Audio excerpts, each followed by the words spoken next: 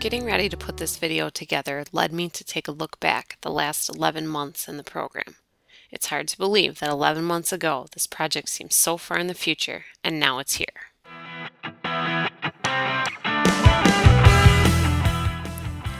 It all started as a walk into the EMDT program, and what began as a million little pieces all over the place began to pile together into the semblance of a project.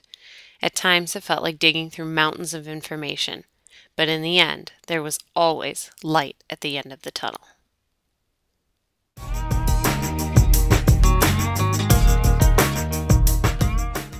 It all started during ETC, when we spent time looking at Web 2.0 tools for use in our classrooms. I stumbled upon Schoology.com and it began. I started thinking about ways to use it in my third grade classroom and other ways it would benefit. Facebook is blocked in our district, so this was a perfect communication tool.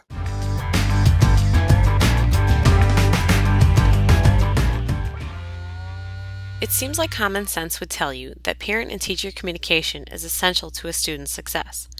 But I had a great deal of trouble finding research about social media or Web 2.0 tools to use in the classroom for communication purposes. I had to widen my search a bit and just deal with parent and teacher communication, and then a plethora of information came my way. According to Teaching in the 21st Century by Harry Pence, written in 2009, quote, "A successful educational environment integrates the efforts of families, schools, and a wide variety of institutions within a community." End quote. With stakes at the highest they have ever been for testing and funding, educators need to reach every student in every way possible. According to Sharon Stevens and Patel Nimishia, published in 2009, parent involvement is now an all-encompassing term that includes a wide variety of actions. Sandra Machen believed that because of the rapid climb in high-stakes testing, accountability, and standards, it is increasingly important to begin involving parents as partners in the learning process.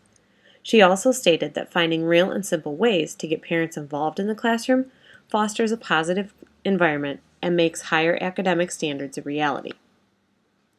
Machen's research was also supported by Davis and Yang in 2009, who both believed creating frequent and simple ways for parents and teachers to communicate led to positive communication and increases in parent involvement. Regular communication will also create positive home-school relationships, including collaboration with the families, will also create an atmosphere of support and encouragement for the teachers. In 2009, Sean Rohner wrote in his EdBuzz blog that he believed using an online discussion board, teachers and administrators can create an effective and safe way for parents to share thoughts and ideas. He also stated, quote, "As long as discussion items are properly designed and managed, they can present a wonderful way for parents to participate in the school's decision-making process." End quote.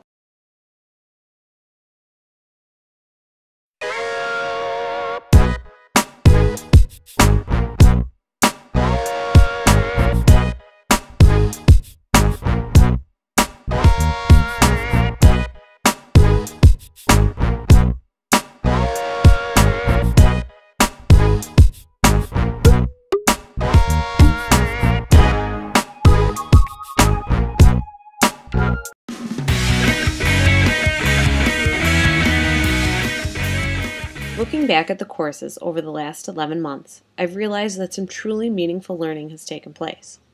MLR provided the solid research foundation needed to find the literature to support my action research. TMD made me think about the clear need for continued engagement.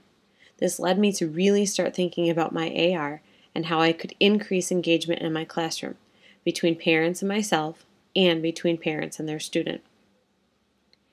ETC was a goldmine of Web 2.0 tools and led me to Schoology. Without the digging I did in ETC, I might still be looking at tools for my project today.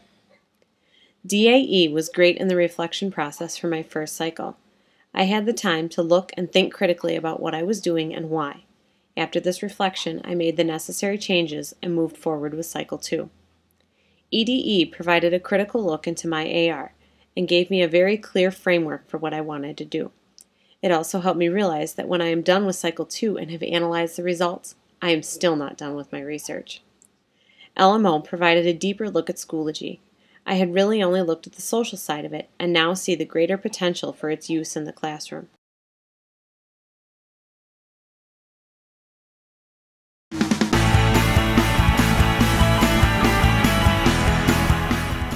I began Cycle 1 by asking parents to take a survey about current communication. This survey was general to allow me to get a feel for what parents had or were already using. I was all set up with the Schoology account as the new year began and had a pretty good response to the site. However, parents were not interacting as I hoped they would. Twice daily I posted on the site what was happening in the classroom, and I also utilized a calendar feature.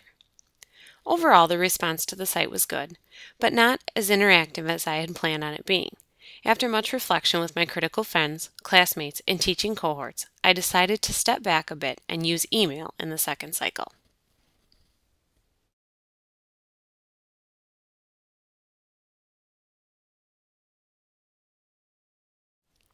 During Cycle 2, I began using a daily email to communicate with parents.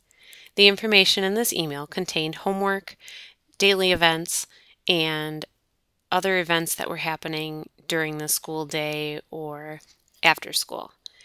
I also asked parents to send a red receipt when they got my email. On average, I had 14 parents sending the receipt back, but after conversations with many others, I was continuing to get positive feedback from parents that weren't sending the red receipt.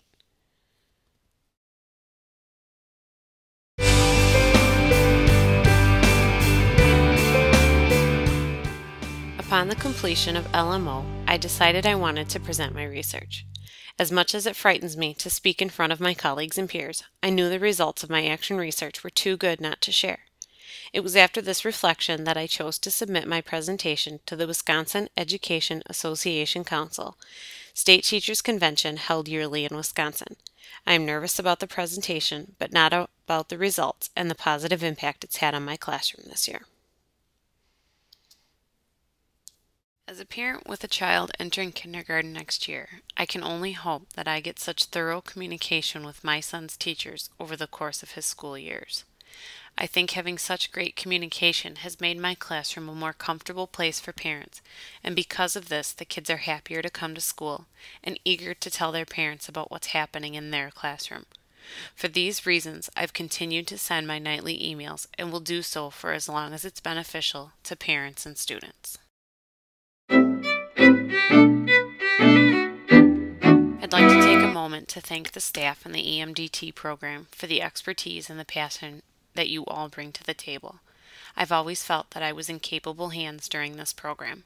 When I had questions, they were answered quickly, and every course director brought something different to the table. To my critical friends, thank you for your feedback. Your thoughts and suggestions have been critical to my research. Your encouragement has been awesome and at times has kept me going. To my amazing husband, thank you for taking care of the kids during classes, group meetings, and many, many, many chats. Your constant and ongoing support has been amazing. Without you, I would have never done this. I love you.